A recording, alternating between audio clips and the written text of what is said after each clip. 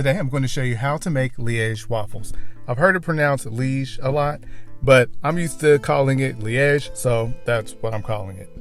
These are delicious and easy to make and a lot better to me than the Brussels waffles, which is what most Americans are used to. So the big difference between the two is that this one is made from a yeast dough and the other is made using a batter.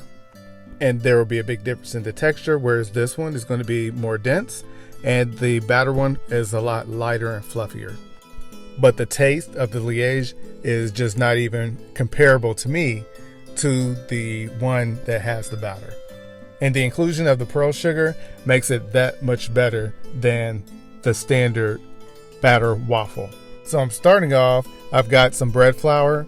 You can use all-purpose flour, but I like bread flour for this. I've tried it both ways and I like the bread flour version better.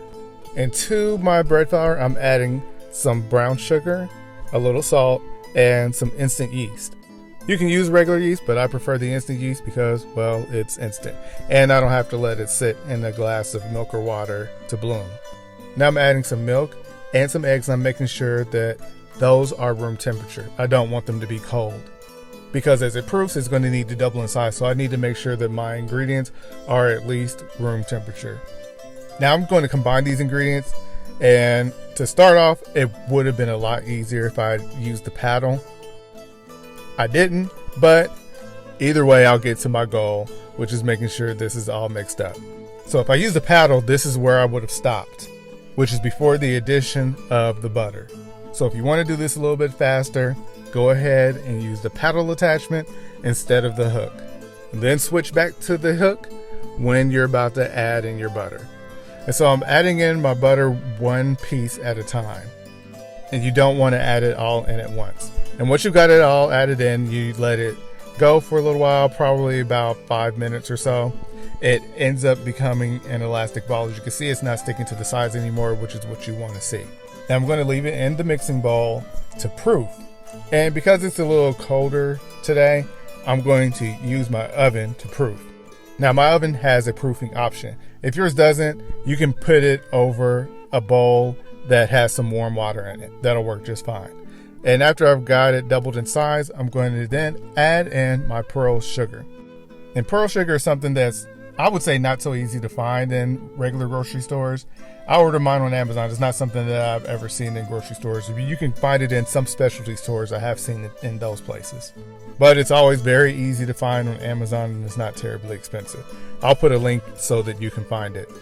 Now I'm just going to fold all of that in and making sure that every piece is going to have an equal amount of the pearl sugar pieces in there, because this is what makes it distinctly different, besides it being a dough, than the regular Brussels batter waffle. And after I've got all of my pieces in, I'm going to then chill my dough in the refrigerator for about a day. And the reason that I put it in a refrigerator instead of using it right away is because the sugar will then dissolve just a little bit, not too much, but enough. And the reason I do that is because the sugar will caramelize in the waffle iron, and it becomes a pain to clean that out every single time after making a waffle. This just makes it a lot easier to clean up, where I'm not having to worry about a ton of sugar being stuck to the waffle iron.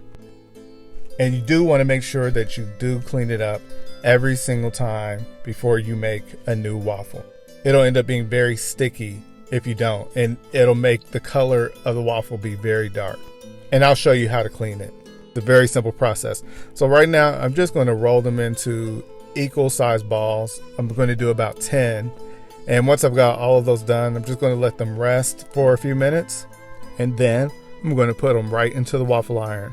And as you can see, I'm not doing anything special. I'm not using any measurements. I'm just eyeballing it, just trying to get 10 of these balls, because I know that's how much my dough will give me. I've got my waffle iron ready to go. And this doesn't have removable plates, but it is a wonderful waffle iron. I love this better than any of the others that I've used in the past. It really makes great waffles. I'm starting off just putting my ball right in there, and I'm going to then just press it down and turn it over, and you're going to see the shape that it ends up making. And you can really kind of make them any kind of shape you want. I just roll them into a ball and let the waffle iron do the rest. And you can probably see the little sugars in there when I take this out. But before I do the next one, I need to clean it. You can see there's not a ton of sugar that's in there, but you can see that there is some caramelized sugar that is in there. If I hadn't let that sit in the refrigerator, it would have been a lot more because some of that sugar would not have dissolved into the dough. And so what I'm doing is just taking a wet paper towel and getting into the grooves, and I'm using tongs because this is very hot.